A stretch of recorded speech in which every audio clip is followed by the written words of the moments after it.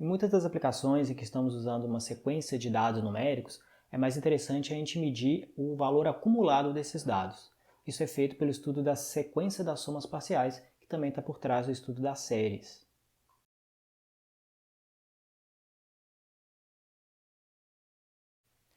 Em um vídeo anterior eu apresentei as sequências numéricas, que são listas ordenadas de números reais que a gente usa para representar dados, dentre outras coisas. Lá a gente falou sobre a sequência numérica de forma geral. Hoje eu vou apresentar um tipo particular de sequência numérica, que são as sequências das somas parciais. Como é que isso funciona mais ou menos? Você tem uma sequência original de números reais e a partir dela você vai construindo somas, ou seja, valores acumulados. Eu pego o primeiro termo, depois somo com o segundo, pego esse resultado, somo o terceiro, guardo esse resultado e assim sucessivamente fazendo somas. Para exemplificar, eu vou mostrar dois casos onde a gente vai brincar com essas duas sequências, a sequência dos dados originais e a sequência dos valores acumulados desses dados. Nesse primeiro caso, eu tenho o histórico de cotações da Ibovespa do dia 9 de março ao 13 de março de 2020. Aqui eu estou representando dois dados. Nas linhas vermelhas estão os dados de variação do dia na bolsa e na barra azul, nas barras azuis, estão o valor de abertura da bolsa naquele dia. Como que eu leio esses dados? Dado o valor de abertura da bolsa, eu somo a variação naquele dia e aí eu tenho o dado de abertura do dia seguinte. Observe que a partir do valor inicial eu vou somando sucessivamente os valores de variação e aí eu vou tendo os valores de abertura da bolsa a cada dia. Meu segundo conjunto de dados são os casos notificados de Covid-19 no Brasil. Na linha amarela, a gente tem os dados dos novos casos diários que são notificados. E na linha vermelha, a gente tem o total de casos confirmados até aquela data. Eu marquei aqui no meu gráfico a partir do dia 26 de fevereiro, que é considerada a primeira infecção notificada, até o dia 5 de junho. Observe aqui a diferença da ordem de grandeza do crescimento dos dados. A linha amarela vai crescendo, mas com uma ordem de grandeza bem menor do que a linha vermelha. Por isso, muitas vezes, a gente costuma representar esses gráficos a partir da escala logarítmica. Para a gente ter um melhor comparativo, eu vou mudar o intervalo de medição das datas e a gente vai comparar no eixo vertical como que dá a variação na quantidade de casos.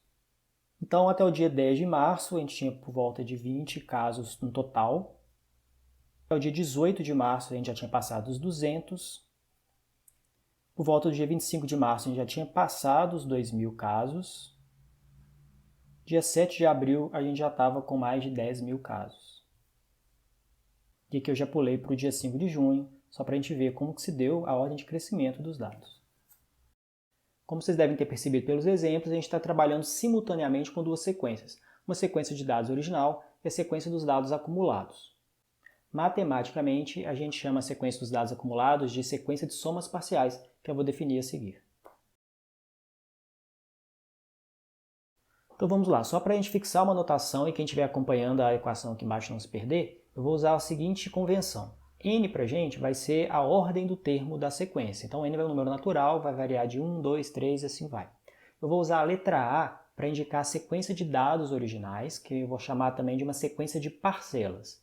E eu vou usar a letra S para indicar a sequência onde eu vou somando os termos da sequência original, que eu vou chamar de sequência de somas parciais.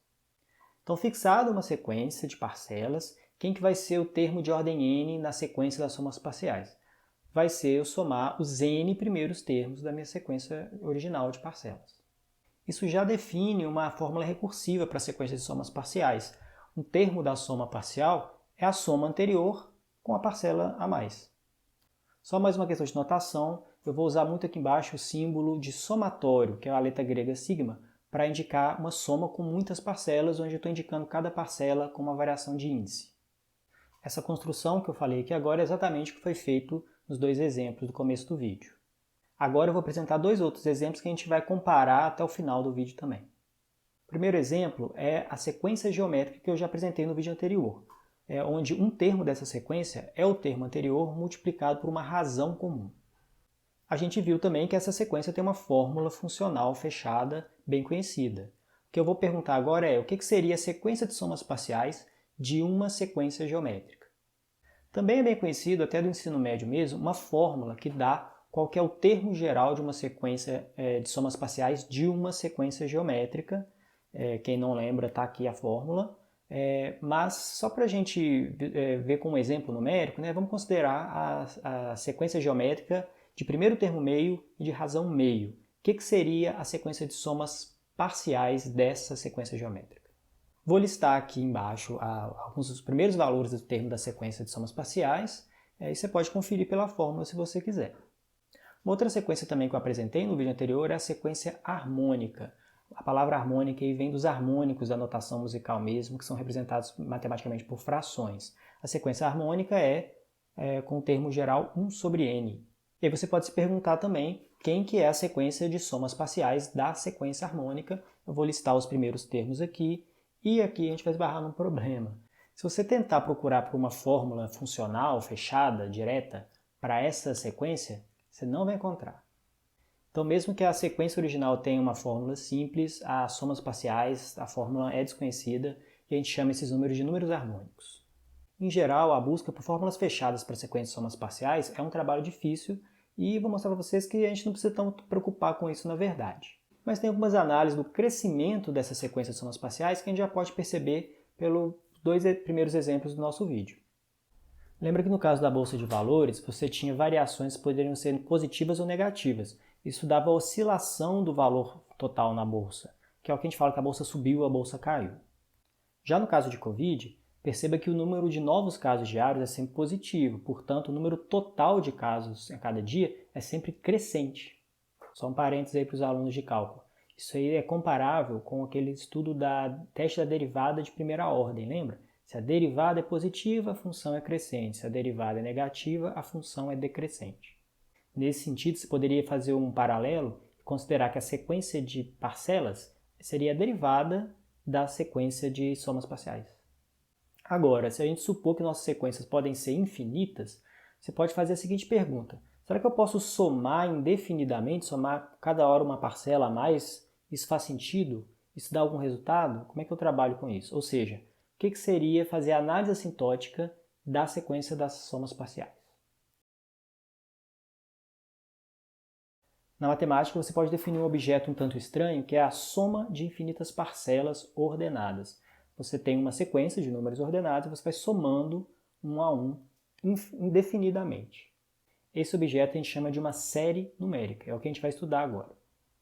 A gente pode fazer dois estudos aí diferentes. A gente pode trabalhar com esses símbolos formalmente, que é o que a álgebra faz quando estuda séries formais, ou a gente pode estudar dentro do contexto da análise, que é se perguntar, essa soma significa alguma coisa? Ela tem algum resultado? É um valor numérico? Como é que eu analiso isso?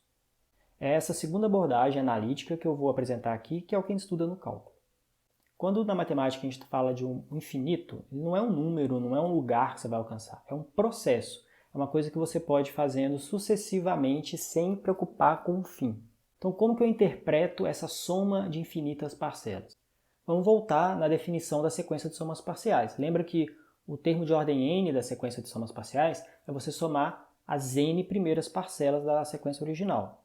Você vai ver que a série, na verdade, é quando você toma o n ao infinito.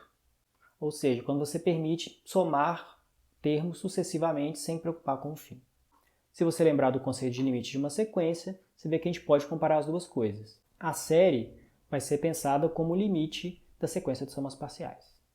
E a gente vai dizer que a série converge se esse limite existir e diverge caso contrário. Mas isso aí já é estranho. Como que uma soma com infinitas parcelas pode convergir, isso pode virar um número? O que significa isso? Para vocês entenderem que isso pode acontecer, eu vou dar um exemplo voltando no caso da sequência geométrica. Pega aquela sequência com o primeiro termo meio e a razão comum também igual a meio. Eu vou representar cada termo dessa sequência geométrica como a área de um retângulo e vou encaixar todos esses retângulos dentro de um só quadrado. Ou seja, a gente vai ver que se esses números somados, eles não vão ultrapassar um certo valor de área. Aqui eu estou representando um quadrado, suponha que ele tenha lado 1, portanto a área dele é 1. Como é que eu vou encaixar os termos de uma sequência geométrica aqui dentro? Eu vou pensar que cada termo da sequência geométrica é a área de um retângulo aqui dentro. Então o primeiro termo da minha sequência eu vou representar como um retângulo de área meio que preenche metade do quadrado. 1/4 eu vou colocar como metade da metade que sobrou. 1/8, de novo, vai ser a metade do que sobrou. E assim vai, 1 sobre 16, 1 sobre 32, 1 sobre 64, indefinidamente. Observe que esse processo, quando eu falei indefinidamente, é que você sempre consegue colocar um retângulo que é metade da área do que sobrou para preencher o quadrado. Como o quadrado tem área 1, isso quer dizer que você consegue encaixar todos os números da sequência geométrica dentro de um quadrado de área 1, ou seja, essa soma das áreas, a soma da área dos retângulos que eu estou colocando ali dentro, não vai ultrapassar 1. A princípio isso parece uma coisa paradoxal, né? Como é que eu vou somar uma quantidade infinita e isso vai dar um resultado numérico? A questão aqui é o seguinte, se você observar os valores da sequência geométrica, eles vão diminuindo muito rapidamente, eles vão ficando cada vez mais próximos de zero. Então o que está acontecendo ali é que você aumenta a quantidade de parcelas, ok, mas você diminui o tamanho das parcelas. Isso é interessante porque já nos dá uma condição necessária para que a série possa convergir. A condição é, a sequência de parcelas tem que tender a zero. Isso quer dizer que a única chance que tem de uma série convergir é que as parcelas tendam a zero, mas não é suficiente, ou seja, você pode ter uma sequência que tende a zero, mas as somas parciais delas não vão convergir. O nosso exemplo clássico é a harmônica. Se você tomar de novo a sequência harmônica, as parcelas, o termo 1 sobre n, vai sempre tendendo a zero. Mas se você tentar somar esses números, eles não vão convergir para um valor. Eles vão, na verdade, crescer ilimitadamente. Inclusive, eu vou chamar a atenção para os alunos de cálculo. Nós apresentamos essa propriedade como um teorema, onde a gente enuncia da seguinte maneira. Se a sua série diverge, então as suas parcelas tendem a zero. O que os alunos de cálculo fazem? O que os alunos em geral fazem? Decoram, e não se preocupam em entender. E aí vai e é danado para aplicar a recíproca desse teorema, que não é verdade. Tanto não é verdade que está aí a série harmônica para quebrar a cara de quem acredita que a recíproca nesse caso é verdadeira. Então isso nos diz mais uma coisa. Para a série convergir não basta a sequência de parcelas tender a zero. Ela tem que tender a zero muito rapidamente. Ou seja, a gente tem que preocupar com a velocidade com que a sequência de parcelas vai para zero, não apenas que ela tenda a zero. Para finalizar, umas considerações. Nos vídeos de sequência de série eu apresentei sequências mais simples, só para a gente ter uma intuição do que significa trabalhar com esses objetos. Mas é óbvio que, quando a gente está estudando isso mais a fundo, tem outros tipos de sequências alternadas, ou positivas e negativas, e outros testes para verificar o que significa a convergência de série ou não.